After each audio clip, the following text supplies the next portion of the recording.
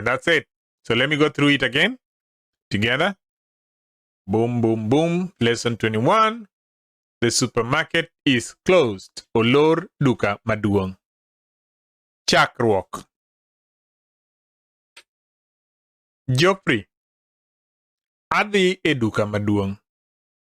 Be de iher biro koda? Aparo ni duka maduong olor seche gi. Aparo ni duka maduong olor seche gi. Oh! Auma Achieng wacho ni amosi, the writings are too minute. Ya Auma ok anyal keto maduong' moingo ka. I hope the brown ones are the ones that because I don't want to do the English one. The English one is just for the people who do not understand what we are doing, but let's see what we can do. I'll see what to do. Oh, ilorega sa adi?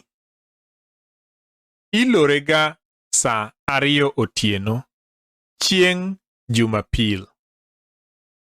Ilorega sa ariyo otieno, chieng' Jumapil.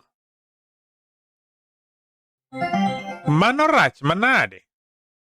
An akot. Erokamano ahinya for liking the stream. Mano rach manade? Kik idew. Wanyalo dhi kiny okinyi. Iyawega sa 1 okinyi. Kik idew.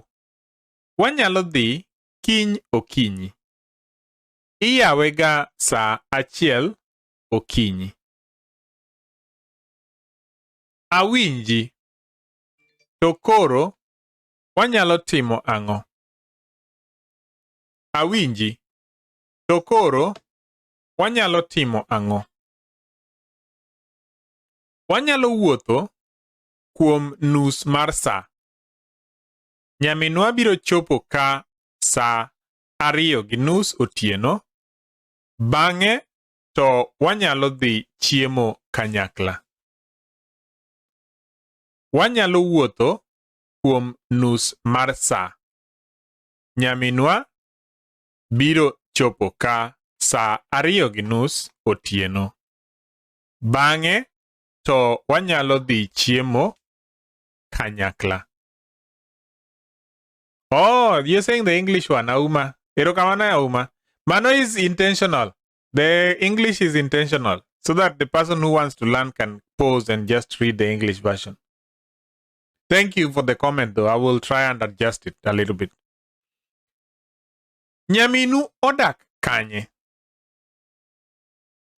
Nyaminu odak kanye? Nyaminwa odak Kitale. Nyaminwa odak Kitale. Osedak Kitale aming'a maromo nade?